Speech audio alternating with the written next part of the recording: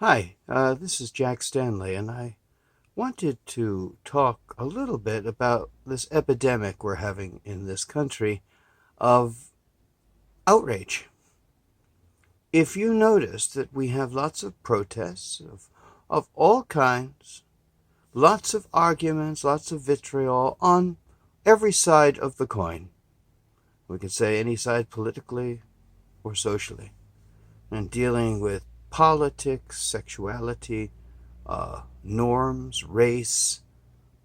We have run the gamut on everything. And now it seems that we have come into this age of not only outrage, but mixed with ignorance. And that's kind of an interesting thing if you think about it, because what happens is you have lots of people who are protesting and angry, and they don't have the faintest idea of what they're angry about. They just have a few talking points, and they have a sense of what we call virtue signaling, which is a new term, more or less, to show that you do have a feeling for what you're taking care of and to impress others with it. And that seems to be done quite a bit across the board. But the problem is, when you have these protests, maybe 1/3 of the people protesting have an idea what they're protesting about. The rest are there for a ride. This is not good. And you know something? May I give a little bit of advice? And that is, there's nothing wrong with protesting. There's nothing wrong with being angry. There's nothing wrong being against an agenda. There's nothing wrong being against a political candidate. There's nothing wrong with any of that. But the fact is, know what the hell you're talking about when you're protesting. Because today, we have an awful lot of ignorance going right with our anger. And it doesn't do anyone any good if you think about it. You know, I'm reminded of that ancient old American Indian proverb, or Native American proverb, as we call it now. And that is that I will not criticize my neighbor until I've walked a mile in his moccasins. Think about that. I think there's an awful lot being said there. And what it is saying in translation is, how can I complain or how can I be against somebody until I truly understand them?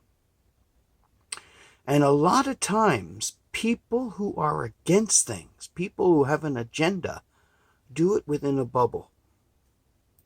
And they don't see any other sides. They don't see any other parts to the argument. Therefore, they're only giving a one-dimensional view of what they are protesting. They're not giving the whole view. So my suggestion to you all is, let's get some moccasins on and let's do some serious walking, because we do need to learn about each other. We do need to understand each other. But how can we ever work together if we don't want to take the time to understand or even look and find out what makes each of us tick? It seems to be a simple philosophy to me, that basically if I disagree with someone, I want to understand why I disagree with them. I want to understand what makes them tick. I think that we should all look that way, or at least use whatever method works for you. But the fact is, to just protest something over the fact of protesting it is completely and totally asinine and serves no purpose whatsoever. And a lot of people have fought against laws and propositions and things in general, and have discovered they were successful, and then discovered that they had curtailed their own liberties. Here's the thing, ladies and gentlemen. Study before you talk. Study before you protest. Understand what's going on. Don't objectively look at things through your little bubble. Do some research. Put on those moccasins. Walk. And then protest. Because there's nothing wrong with protesting. I've protested many times in my life.